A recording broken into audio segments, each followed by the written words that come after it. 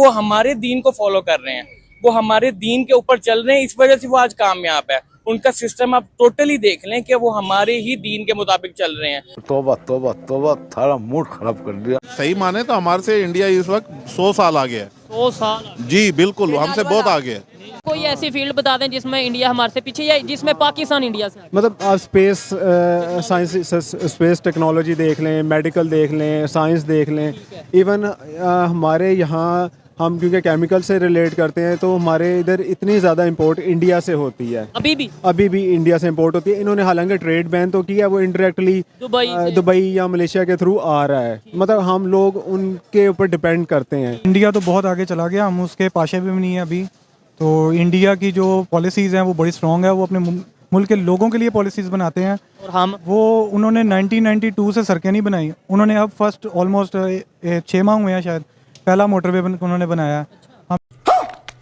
Mission है नवाज शरीफ की, वो बेसिकली उनके अपने पर्सनल इंटरेस्ट हैं जो कि बिजनेसेस भी हैं उनके बाहर, तो वो इसी वजह से वो बात करना चाहते हैं। अदरवाइज़ ये तो हमें ऑलमोस्ट 75 ईयर से जो आर्मी ने भी एक गोली के पीछे लगाया हुआ है, ट्रक की बत्ती के पीछे लगाया हुआ है कि जी कश्मीर आज़ाद करवाना है, कश्मीर आज़ाद करवाना है। वो आज़ाद करवाएं ना यार, हम यहाँ पे फ़लस्तीन के बारे में नहीं बोल सकते।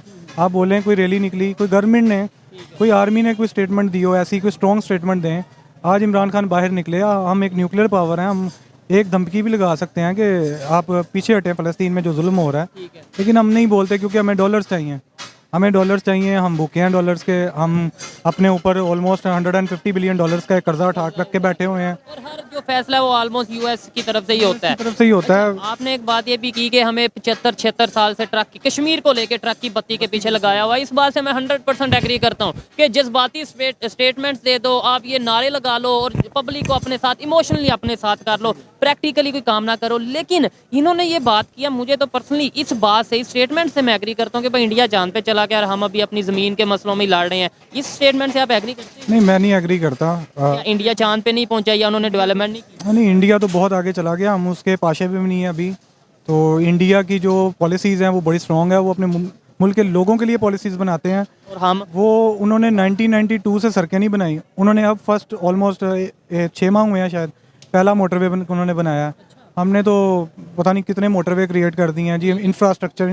इंफ्रास्ट्रक्चर तो इम्पोर्टेंट होता है, लेकिन उससे पहले आपकी बेसिक नीड्स होनी चाहिए। यहाँ पे लोग एजुकेशन होनी चाहिए। लोग आटे के लिए रो रहे हैं, लोग चीनी के लिए रो रहे हैं।